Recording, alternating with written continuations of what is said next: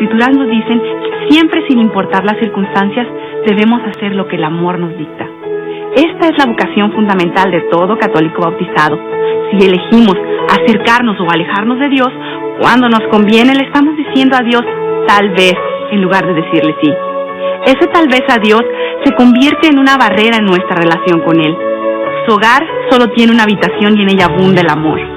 Él nos dio el ejemplo perfecto de cómo decir que sí. ¿Cómo responderemos a su llamado?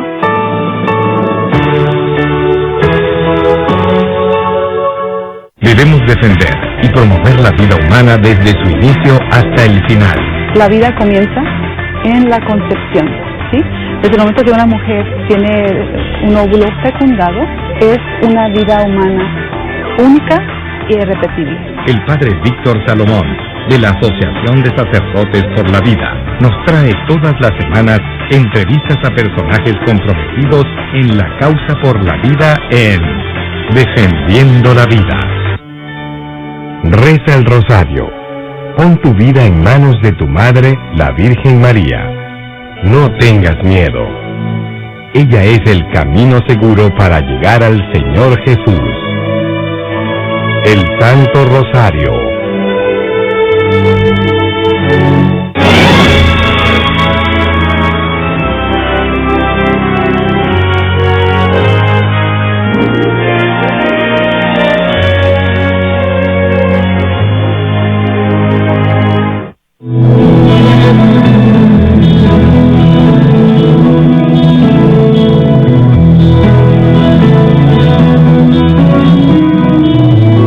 El regreso a casa. Good evening and buenas noches y bienvenidos al regreso a casa. Mi nombre es Marcos Groday, su anfitrión para este programa. ¡Feliz Año Nuevo! Ese es el primer programa del año. Ese es el primer lunes de este año para el programa El regreso a casa. Y tenemos un episodio único en donde tratamos de darle más tiempo para sus preguntas a un invitado que regresa. Y el invitado de hoy es el doctor Paul Schenk, que es un converso del judaísmo y tiene otras cosas más que contarnos de su vida, y vamos a hablar sobre eso en un momento. Él ha estado anteriormente en el regreso a casa y nos va a contar nuevamente un resumen de su regreso en unos momentos.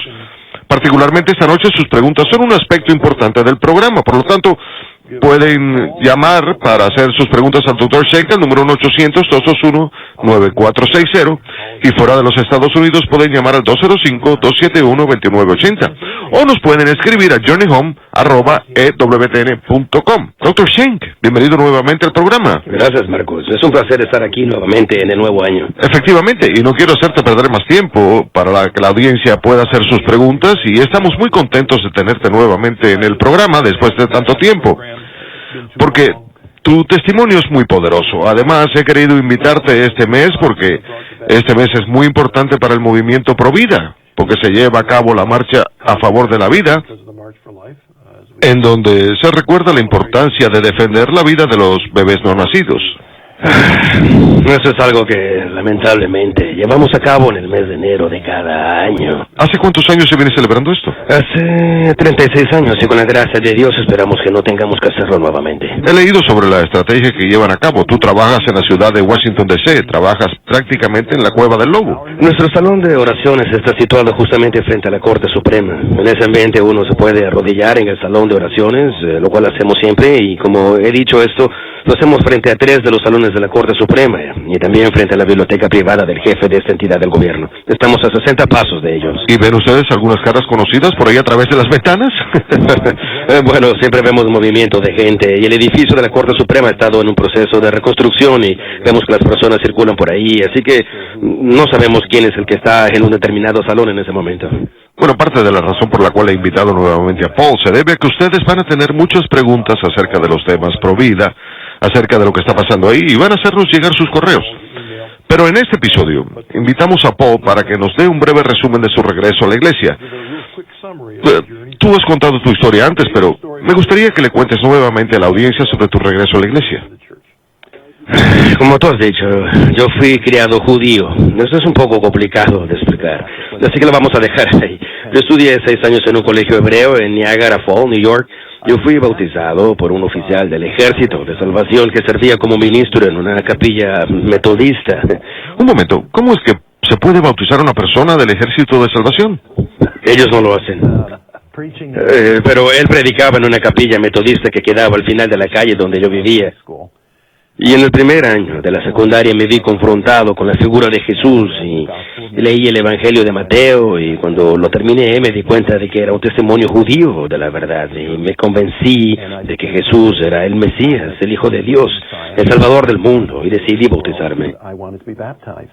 Yo tenía un hermano mellizo y él compartía el mismo deseo que tenía yo. Entonces me dirigí al predicador de la iglesia. Esta era una pequeña capilla, muy pequeña para tener un ministro. Por lo tanto, el oficial del Ejército de Salvación era el que predicaba en ese lugar, y entonces yo le pedí que me bautizase, y él me dijo que ahí no bautizaba, porque el Ejército de Salvación no tenía los sacramentos ni nada parecido. Pero me dijo, como ministro de la iglesia, puedo bautizarte. Así que fuimos al río y fui bautizado en el río Niágara en el mes de octubre, por inmersión, y eso es algo que nunca voy a olvidar. Por si acaso no te amarraron una soga a la cintura. No lo hicieron, pero regresé a mi casa completamente mojado, lo cual impresionó a mi madre cuando me vio, y fue un momento muy difícil para mi padre. Entonces comencé mi formación cristiana en esa pequeña capilla metodista y entré a un grupo de oración cristiano interdenominacional. Cuando me encontraba en mis últimos años de secundaria, sentí el llamado de servir al Señor en el ministerio y decidí asistir a una universidad metodista y luego a un seminario. Pero encontré una universidad misionera de la Biblia. Llené una aplicación y mi aplicación fue aceptada. Y contraje matrimonio después de mi primer año en la universidad. Me casé con mi novia Becky, que fue compañera de estudios de la secundaria, y ahora hemos cumplido 32 años de matrimonio. Nos conocimos en la secundaria y nos hicimos amigos íntimos a la edad de 16 años. A la edad de 18 fui a la universidad, a la facultad de pregraduado, después a la facultad de posgraduados, y luego fui al seminario. Y cuando acabé mis estudios ya teníamos varios hijos. Y fui nombrado ministro de una iglesia sin denominación. En el curso de mis estudios leí a los padres de la iglesia y leí la historia de la iglesia, y quedé completamente convencido de que había una diferencia entre las prácticas y en la forma de actuar de las iglesias evangélicas y la iglesia católica. Entonces empecé a buscar y finalmente entré a la iglesia anglicana, porque la vi como un puente entre la iglesia evangélica y la iglesia católica, y pensé que ahí era donde podía estar en forma cómoda, en el mejor de los mundos, si se quiere. Entonces ¿leíste el libro Los evangélicos no saben nada, de Tom Holliday? Sí, lo leí. Quiero mencionar esto porque pienso que es un gran libro que deben leer todas las personas. Sí, lo hice. Habla de los problemas en particular que existen entre los evangélicos y sobre la adoración litúrgica. Sí, y todo esto me ayudó en mi regreso a la iglesia, y luego finalmente me hizo dar cuenta de todos los problemas que había pasado en el curso de mi ministerio evangélico de casi 22 años. Y me di cuenta que yo no estaba en comunión con la iglesia católica, y tampoco estaba en comunión con el Santo Padre. Y finalmente, en Tierra Santa, durante el peregrinaje del Papa Juan Pablo II, cuando estuvo entre Belén y Jerusalén, yo estaba en Belén para la misa papal, y estaba sentado a la derecha del altar junto al gran arzobispo católico griego, quien era el patriarca de la gran iglesia ortodoxa griega. Y ahí en Belén, donde nació nuestro Señor, uno puede encontrar gente de todas las naciones y se pueden escuchar idiomas de diferentes países. Todo lo que había en la Plaza Mayor, en la ciudad de Belén, que no estaba construida de piedra, era una cabeza humana, y ahí se podía ver todos los colores de piel, todos los tipos de vestimenta, todos los tipos de idiomas, y todos ansiosos de recibir el sacramento del cuerpo y sangre de Cristo. Y fue ahí donde yo me hice católico en mi corazón. Yo me había hecho católico en mi forma de pensar previamente a eso. Pero fue ahí, en Tierra Santa, al final de la semana, cuando nos encontrábamos en la iglesia del Santo Sepulcro y yo era invitado del arzobispo etíope de Jerusalén. Yo me encontraba ahí con los obispos etíopes de la iglesia oriental y fue ahí, en la iglesia del Santo Sepulcro, cuando el Papa Juan Pablo II se inclinó ante la tumba de Cristo y dijo: Él no está aquí, Él ha resucitado. Y lágrimas brotaron de sus ojos. Y ahí en la misa las personas se abrazaban unas a otras.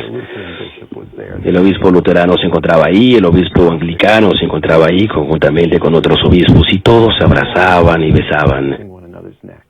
Y fue ahí en la iglesia del Santo Sepulcro, en Jerusalén, que me convertí en católico.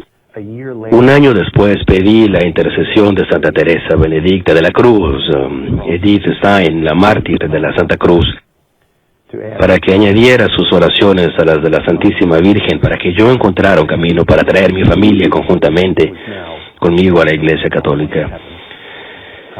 El padre Frank Pavón, de Sacerdotes de Provida, me invitó a Nueva York y me pidió que me uniera a Sacerdotes de Provida, y 6 meses después fui recibido en la iglesia.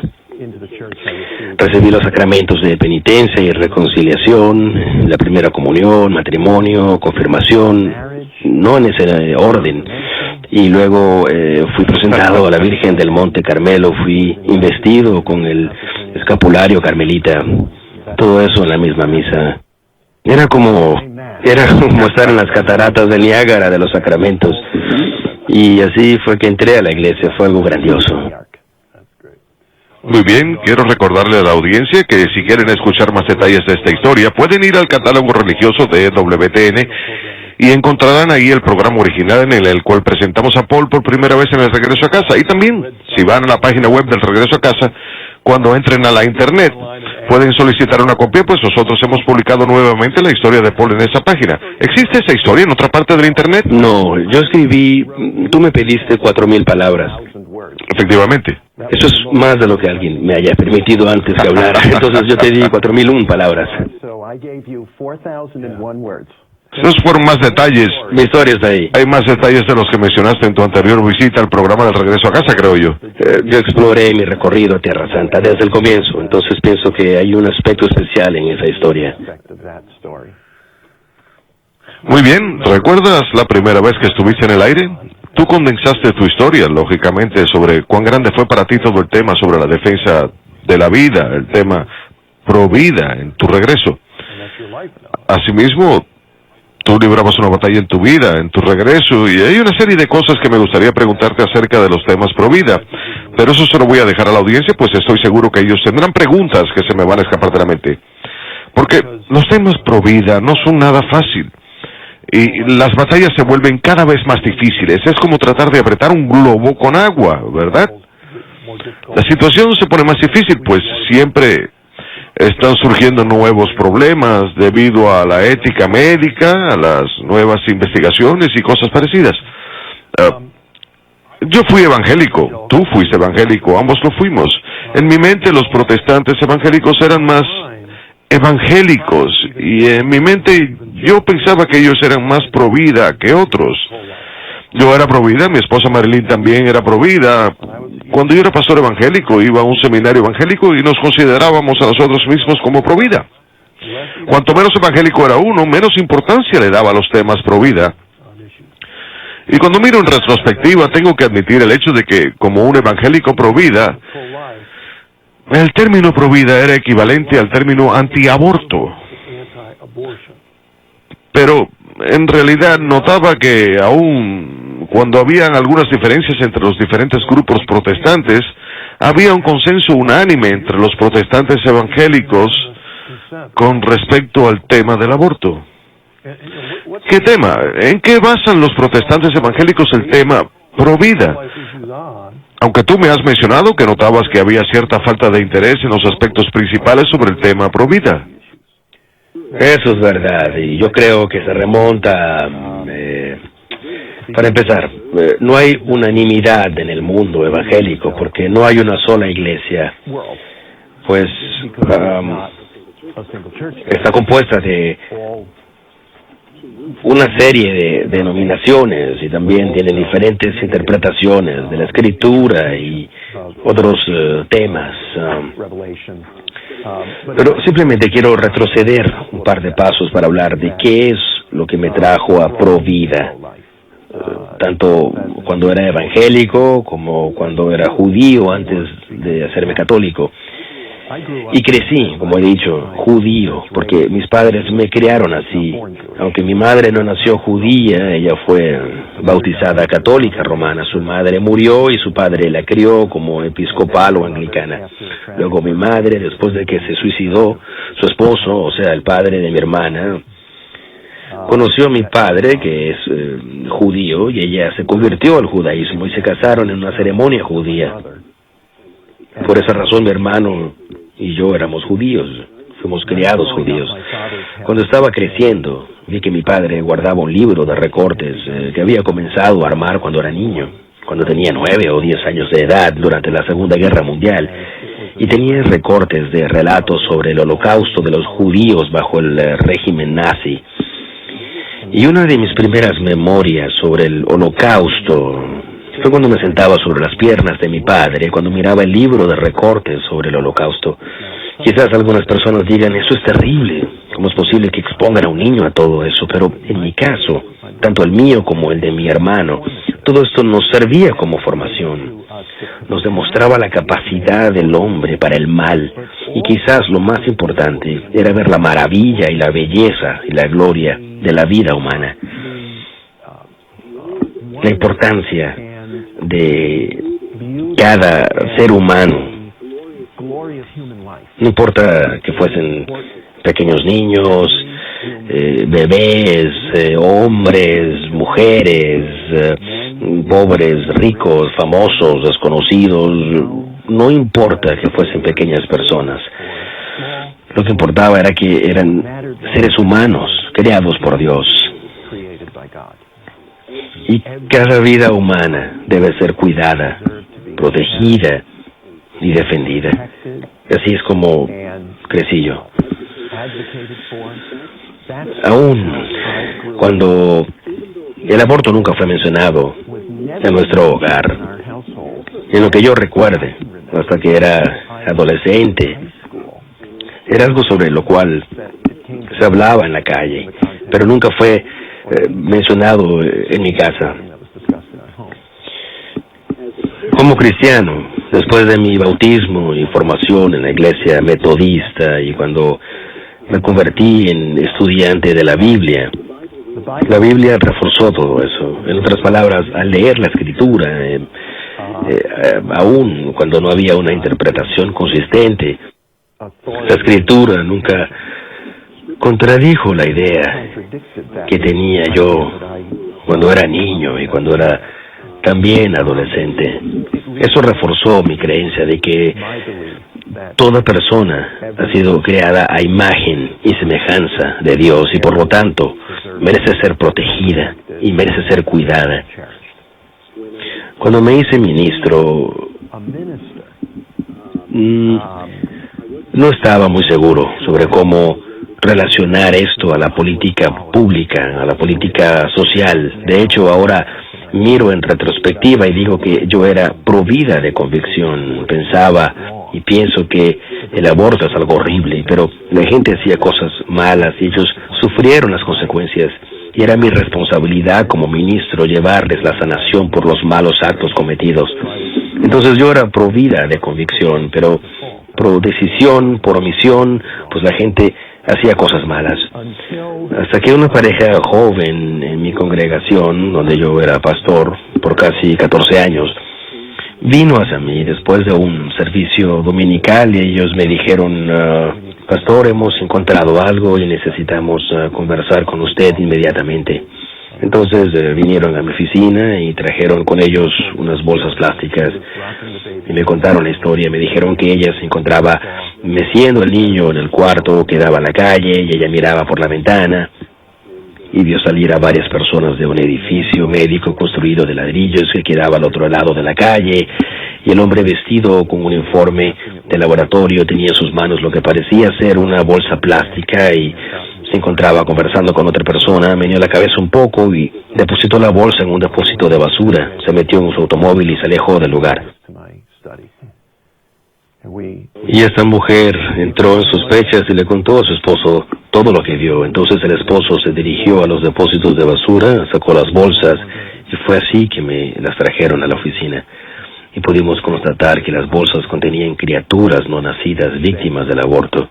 Contenían bebés muy pequeños que podían caber en la palma de la mano. Se podían ver sus caritas, sus pequeñas manos y pies. Se podía observar la formación de sus miembros.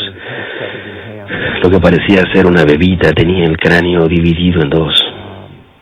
Todo eso era producto de los abortos. Quiero decir que nunca en mi vida había visto algo parecido. En ese entonces yo ya era padre de 3 niños y nunca había visto algo parecido. Esa fue la primera vez que me vi confrontado con las principales víctimas del aborto, sin mencionar lo que el aborto causa a la madre, a la familia, a todos los componentes de la sociedad. Fue en ese momento cuando me vi confrontado con esos bebés sacados de los depósitos de basura que me di cuenta de esa cosa tan horrible que es el aborto y que nos afectaba a todos nosotros. Y vi que todo eso era una violación al propósito y la voluntad de Dios. Entonces, a partir de ese momento nos involucramos en el movimiento Provida. Inicialmente comenzamos como voluntarios frente a las clínicas de aborto, dándole a las mujeres y sus acompañantes información provida, así como pequeñas Biblias del Nuevo Testamento con un mensaje de esperanza dentro del mismo. Les ofrecíamos ayuda, cuidado médico, alojamiento y también ayuda financiera. Y fuimos enjuiciados por los partidarios del aborto. Yo me enfrenté a ese juicio en la Corte Federal y el juez federal emitió una orden contra nosotros y prohibiéndonos que lleváramos a cabo este tipo de actividades, o sea, entregar Biblias, orar con la gente, hablar de Dios. Todo eso fue prohibido por mandato del juez federal, pero nosotros continuamos con nuestro trabajo. Fui citado 5 veces a la corte por violar una orden federal. Una de ellas fue por entregar una Biblia a una mujer. Ella se la llevó al corazón y me dio las gracias. El juez dijo que yo había violado su derecho constitucional al aborto. Hubo una pareja que salió por la parte posterior de la clínica de abortos y me puse a hablar con ellos. El hombre me quiso pegar, pero ella dijo, déjalo tranquilo, que le estaba hablando sobre Dios. Entonces me puse a conversar con ellos y el juez dijo que yo había violado su derecho a disfrutar de la soledad y tranquilidad.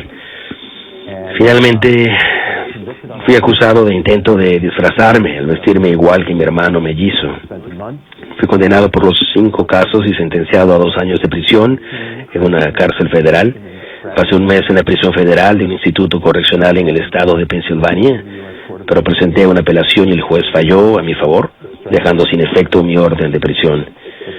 Pero lamentablemente una instancia superior revocó esa orden y ordenó nuevamente mi encarcelamiento, pero acudimos a la Corte Suprema de los Estados Unidos en 1996 y 1997 y el juez falló a mi favor y de esta manera fue revocada mi orden de encarcelamiento, alegando que violaba los derechos de mi persona establecidos en la primera enmienda.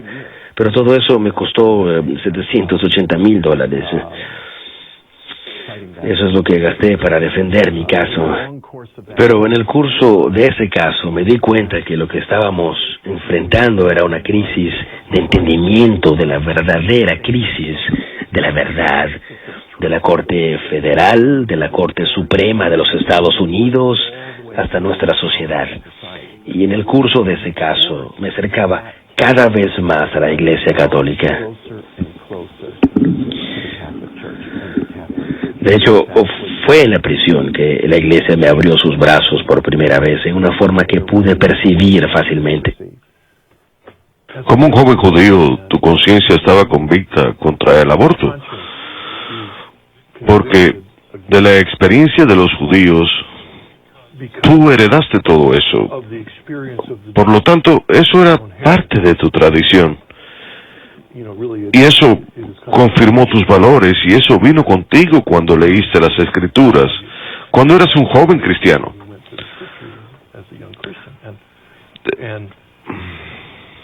Te tengo un par de preguntas que quiero hacerte sobre este tema. Una de ellas es que puedo entender que tiene todo el sentido del mundo y es de ¿por qué un joven judío devoto decide ser provida debido a su experiencia pasada? Eso tiene sentido. Lo que no tiene sentido para mí es ¿por qué la gente de color no puede ser provida? Hay un pequeño porcentaje que lo es, pero yo pienso que la mayoría de la gente de color estaba a favor de la decisión de las personas. Pero considerando por lo que ellos han luchado en este país, creo que debería haber una conexión con la defensa de la vida.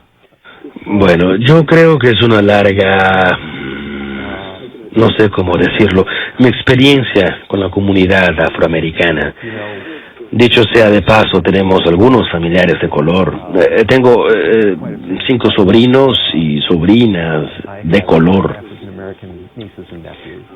Tenemos un musulmán casado con una de mis sobrinas y él es del Sahara Occidental, en África.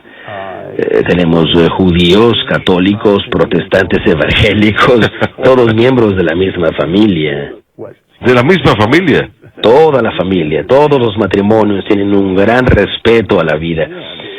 Toda la familia tiene un respeto por la vida, no importa su denominación. Mi experiencia ha sido que en el núcleo de la familia o del grupo familiar hay un gran compromiso hacia la vida. Sin embargo, cuando uno entra a la política pública, a la política social, a la política, ahí es donde sucede la ruptura. Ahora bien, ¿cómo se integra esto a nuestra vida en comunidad? ¿Cómo se integra esto a nuestra sociedad? Pienso que esta ruptura ocurre también en todos los niveles, ya sean evangélicos o afroamericanos. Inclusive podríamos decir que hay también un porcentaje de católicos en este país incluidos en esta ruptura. Y todos ellos tienen problemas en entender cómo se integran estas convicciones morales, firmes y consistentes que vienen a nosotros de la revelación y de la razón, de la Biblia y de la filosofía, la cual es consistente con la revelación y la escritura. ¿Cómo se integra todo esto a la política pública? Yo creo que ahí es donde existe la dificultad y la ruptura. Nosotros lidiamos con esto ahora en forma continua en una página web llamada npl.net, Radio Nacional Provida, la cual es una radio en la internet. Transmite 12 horas al día, de 8 de la mañana a 8 de la noche, 7 días a la semana. Hablan sobre el tema Provida todo el tiempo. Recibimos correos y también llamadas telefónicas en los cuales la gente se dirige a nosotros para hablar sobre este aspecto y hacernos llegar sus convicciones morales sobre cómo debe ser la política pública y social. Tú has mencionado todas estas diferentes etapas en las cuales tuviste que luchar con tu pasado judío, con tu pasado evangélico, con los procesos judiciales y todos esos problemas políticos. Y eso muestra que cualquier fe o cualquier país va a experimentar luchas con los documentos que se han escrito. Si uno es cristiano y dice, solo la Biblia va a tener 1000 puntos de vista y 1000 opiniones, lo mismo se aplica a nuestra Constitución. Hay algo interesante que quiero mencionar. Una vez yo hablé en una universidad y uno de los catedráticos me dijo, Dr. Schenck, en una mano tenemos la Constitución y en la otra tenemos la Biblia. ¿Cuál debemos seguir? No podemos seguir a las dos. Eso es lo que me dijo el profesor de una universidad. No podemos seguir a las dos. La Constitución ha sido escrita para proteger la libertad religiosa. Pero tú tienes razón, va a haber una gran controversia entre los diferentes puntos de vista. Uno tiene que tener una interpretación consistente, uno tiene que tener un punto de vista consistente de la verdad, lo cual la Iglesia Católica, mejor dicho, la perspectiva católica, el punto de vista católico, la filosofía católica ha defendido siempre.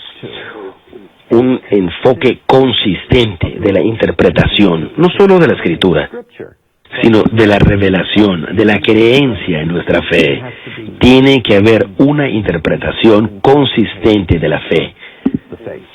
De otra manera, uno lo dejaría a merced de los diferentes puntos de vista, de las diferentes opiniones o perspectivas diferentes. Una de las demostraciones más grandes de esto ocurrió hace 40 años con Humane Vitae, cuando el Papa Pablo VI escribió esta encíclica sobre la contracepción, sobre el control de la natalidad, en la cual millones de voces, incluidas las de la Iglesia Católica, se elevaron para hacer campaña, para hacer conocer su clara posición sobre el tema del control de la natalidad. Y el Papa Pablo VI dijo claramente: yo no puedo cambiar lo que Dios ha revelado. Ni siquiera el Papa puede cambiar la revelación de Dios,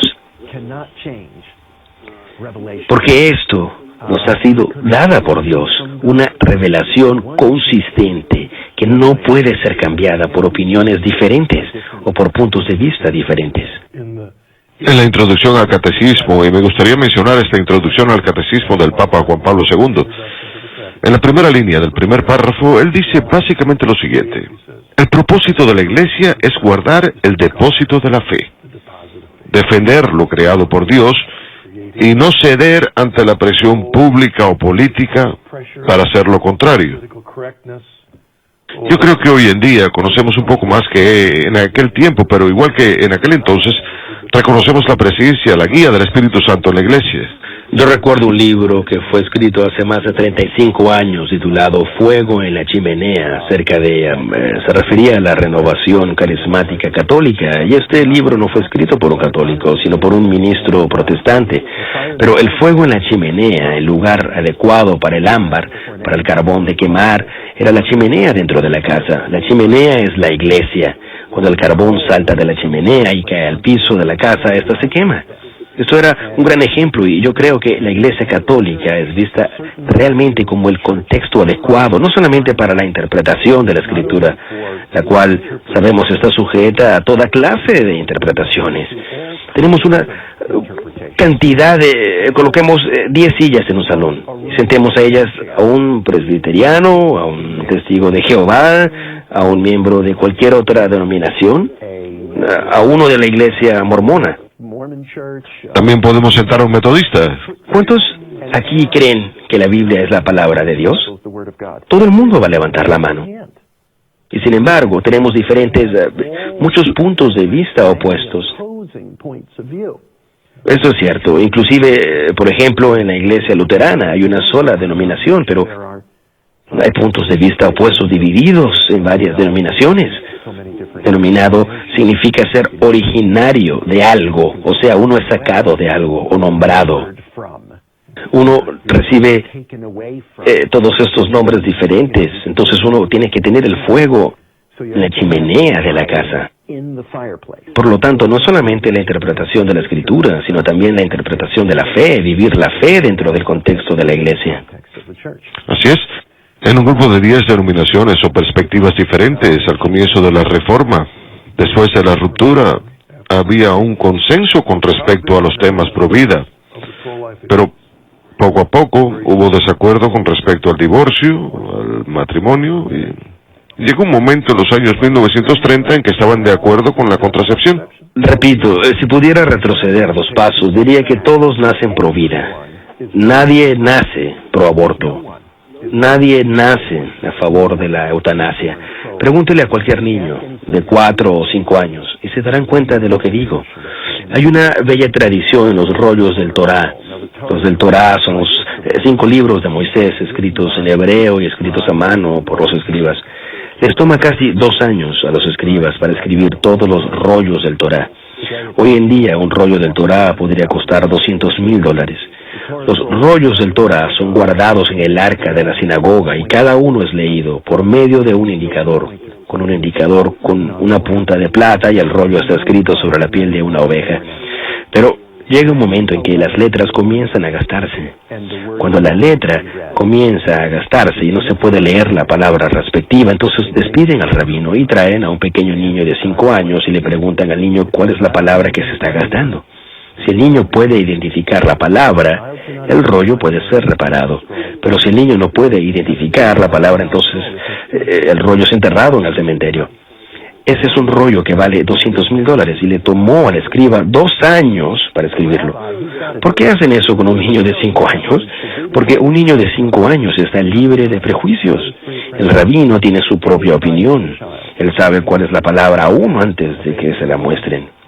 Pero no el niño está libre de prejuicios. Cualquier niño de 5 años que ve algún niño en el vientre va a decir, mami, ese es un bebé.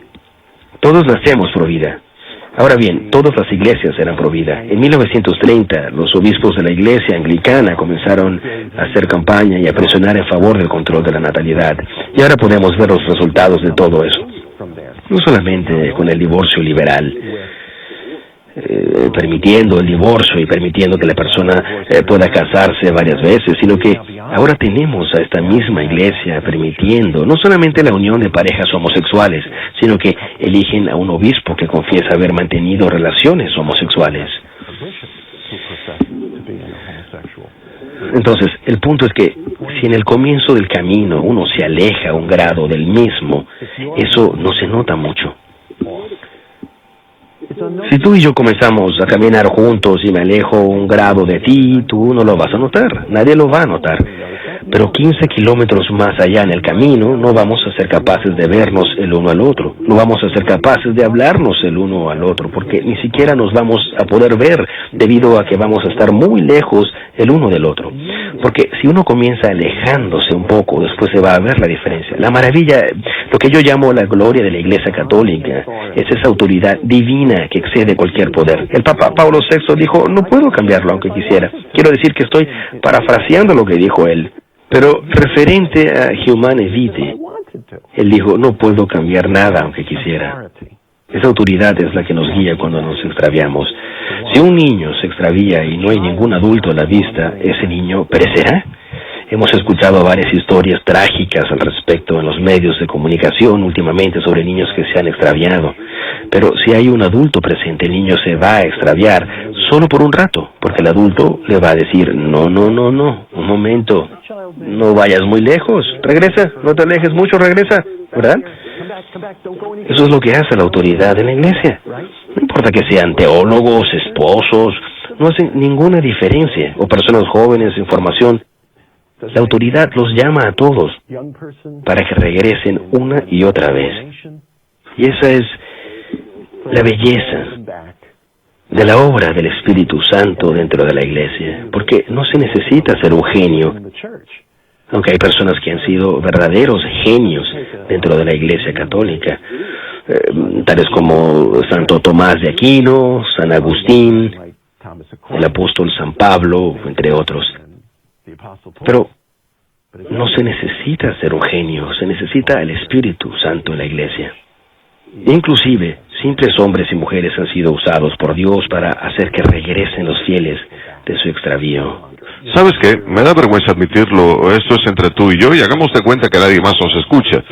Pero me da vergüenza admitir que cuando yo era ministro protestante yo usaba esta clase de analogía del ángulo. Pero fue durante ese tiempo cuando se hablaba sobre muchas cosas espaciales, y yo usaba el ejemplo de si un cohete es enviado al espacio y se dirige a la Luna, pero si comienza a fallar un poco no va a llegar a la Luna. Entonces el Centro Espacial de Houston va a tener que corregir la falla para colocarlo nuevamente en su senda. Y yo diría que por eso hay que leer la Biblia todos los días como una corrección diaria, para estar seguros que estamos en lo correcto. Eso es lo que hago yo. Pero repito, en mi propio regreso me he dado cuenta de que los miles de protestantes, de los miles y miles que leen las Escrituras, sus trayectorias son diferentes. Por esa razón necesitamos la guía del Espíritu Santo en la iglesia para estar seguros que escuchemos lo que es correcto para evitar ese prejuicio como la de la pequeña palabra de tu analogía del Torá. Pero todos venimos a la Biblia con una predisposición, no hay ninguna duda al respecto. La prueba es que no leemos los manuscritos originales. Recuerda en el seminario cuán importante eran los manuscritos originales. Nosotros sabíamos cuán importantes eran ellos. Sin embargo, teníamos una predisposición en la traducción de la Biblia. simplemente hay un traductor ahí.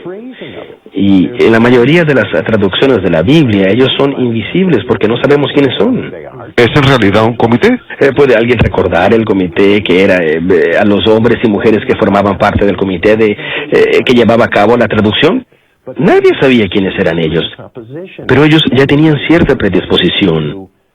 Todo el mundo trae cierta predisposición a la Biblia. Lo que estamos hablando aquí es de que la Iglesia, el cuerpo de Cristo, bajo la cabeza que es Cristo y luego sus representantes autorizados, el Santo Padre, el obispo de Roma, los obispos en comunión con él y luego el ministerio de enseñanza de la Iglesia llamado el magisterio, nos enseñan el contexto adecuado para llevar a cabo el estudio de la Biblia.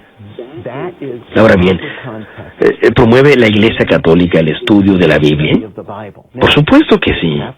Por supuesto que sí.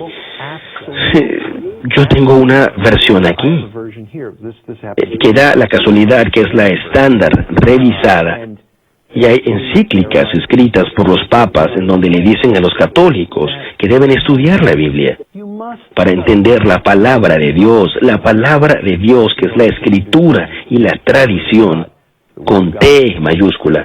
Ambas trabajan juntas. Una informa a la otra y tenemos así la interpretación adecuada. Muy bien, hagamos una pausa. Vamos a regresar en un momento para atender sus llamadas y correos electrónicos para el Dr. Paul Chek.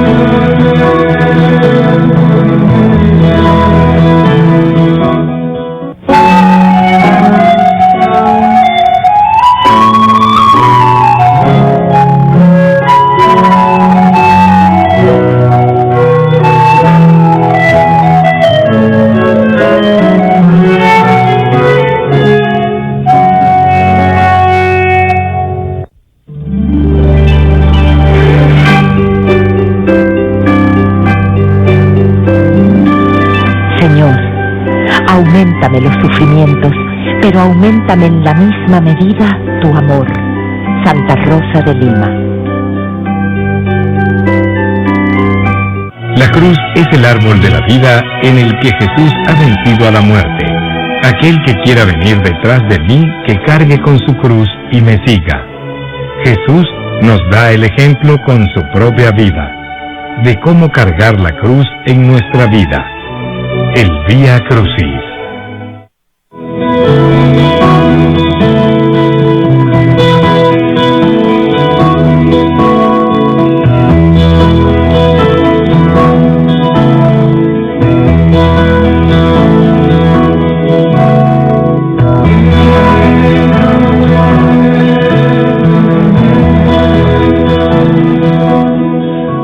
Bienvenidos nuevamente al regreso a casa. Nuestro invitado de esta noche es el Dr. Paul Chek. Gracias, Paul. Tenemos mucho que hablar, pero quiero estar seguro que tenemos tiempo para las personas que llaman. Tenemos esta primera llamada, es Lynn desde Nueva Jersey. Hola, Lynn, ¿cuál es su pregunta?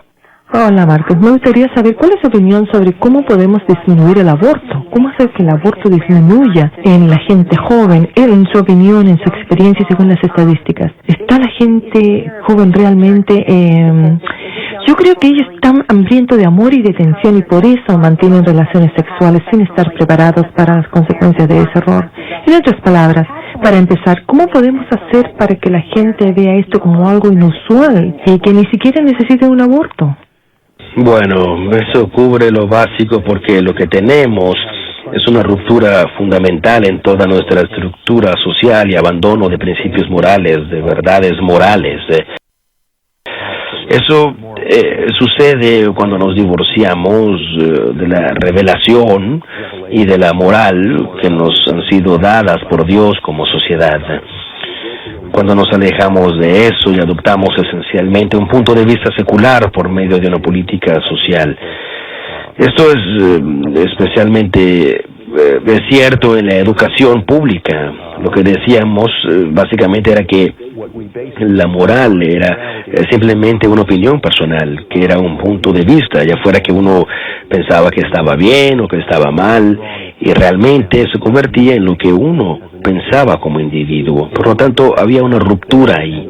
Entonces, presentar la unión de un hombre y una mujer en el contexto de un fiel amor marital se volvió una opción para muchos.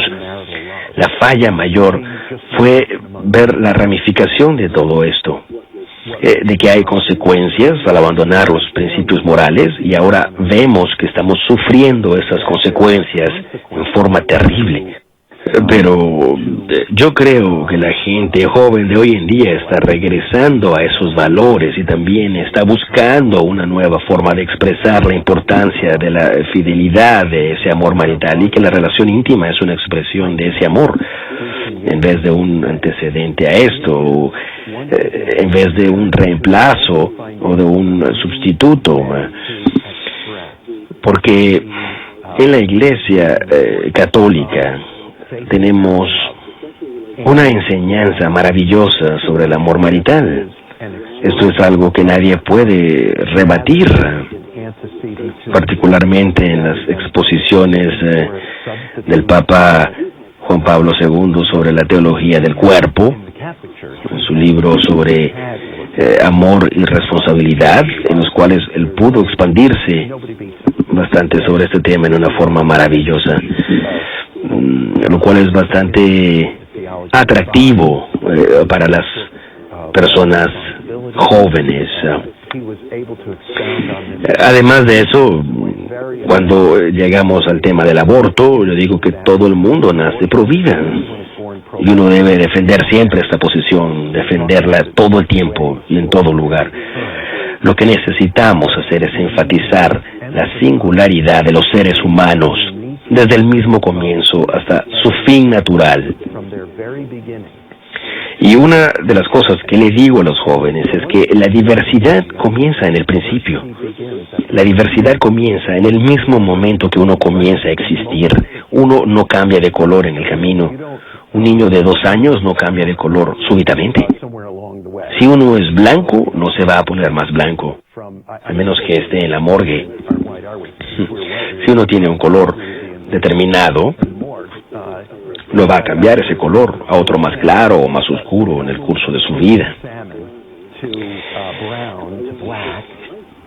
Nosotros somos quienes somos desde el comienzo, y necesitamos insistir en eso. Necesitamos que los jóvenes comprendan eso. Uno es quien es desde el mismo momento en que uno comienza a existir. Por lo tanto, si te paramos, si te eliminamos, estás dejando de existir como imagen y semejanza de Dios. Tú eres único y no tienes otro igual. No hay nadie como tú en ninguna otra parte, y nunca habrá otro igual como tú. Y los jóvenes necesitan ver todo esto. Ellos entienden esto, pero necesitan ser incentivados. Hay un amor natural ahí y ellos lo entienden. Dios ha plantado la semilla en ellos, pero necesitan ser alimentados. Yo encuentro algo interesante, y es que tú vives en el centro de la capital, en Washington D.C., en medio del ambiente político. Yo vivo realmente en Pensilvania. Pero tú trabajas... Yo vivo realmente en 2 capitales, en la capital de Pensilvania y trabajo en la capital Washington. Pero es interesante ver cuando mucha gente habla sobre el retorno del país a la fe de los padres fundadores, y hay debates sobre si ellos fueron teológicamente... En mis investigaciones, en mi perspectiva, yo llegué a la conclusión de que los padres fundadores dijeron esto y dijeron eso otro. Y nadie tuvo la intención de ninguna manera de que el gobierno estableciese una religión. Eso es lo que dice la Constitución. Pero casi todos los padres que fundaron este país afirmaron el hecho de que la democracia necesitaba religión para el pueblo. Efectivamente, lo que los padres fundadores de este país, su posición era libertad de religión, libertad de conciencia y libertad de religión, pero era libertad para adorar, no liberación de adoración, no liberación de Dios, sino que era libertad para adorar a Dios. Fue diseñada para proteger los derechos del individuo, para adorar a Dios y para cumplir la voluntad de Dios. Nunca hubo la intención de imponer un Estado secular. Eso hubiese sido exactamente lo opuesto a la intención que tenían, porque tanto Jefferson como Adams, ambos afirmaron en forma pública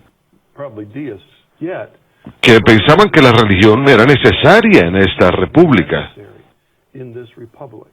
Al respecto, ellos se hacían eco, al igual que otros, de la filosofía de Santo Tomás de Aquino.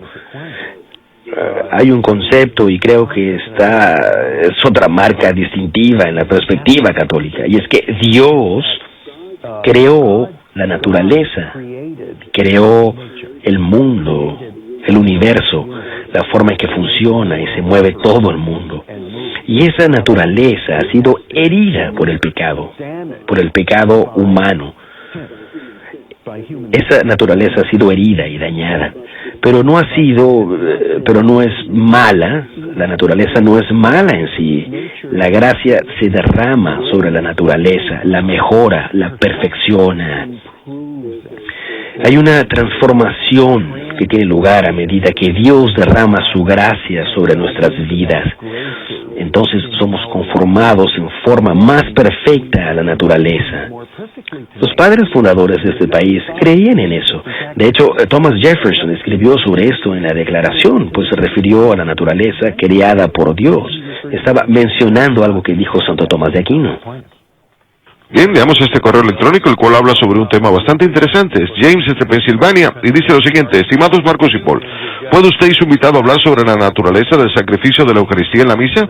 En particular, aunque Cristo murió solo una vez, expliquen cómo ese sacrificio puede ser representado por el sacerdote en cada misa hoy en día después de 2000 años. Gracias, James, por esta pregunta tan fácil. Quiero decir algo. Yo no soy un teólogo católico. Yo estoy luchando por ser un esposo y un padre de familia católico. Pero sin embargo, lo que hace la persona que escribe es señalar una distinción muy clara entre la teología protestante y la teología católica, especialmente la soteriología protestante o teología de la salvación y la soteriología católica. Entonces, la pregunta ¿es la misa o no es la misa un sacrificio? Y la Iglesia responde, es un sacrificio. Es la representación del sacrificio, el único sacrificio. Tú parafraseaste el catecismo hace unos minutos. Ahora es mi turno hacerlo y lo tengo frente a mí. Pero el catecismo afirma claramente que hay un solo sacrificio salvador. Solo uno, y ese es el sacrificio que hizo Cristo de sí mismo, su propio cuerpo, su propia sangre.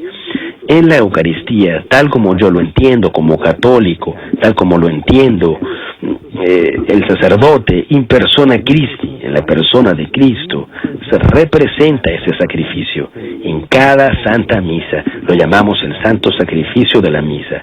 Es este sacrificio, la representación del sacrificio de Cristo, la representación de su sacrificio. Entonces la Iglesia nunca ha dicho ni enseñado que Dios se sacrifica cada vez que se celebra una misa. Esa no es la enseñanza católica. El sacrificio, el único sacrificio de salvación de Cristo es representado, el cual es conocido como el sacrificio sin sangre, el sacrificio incruento.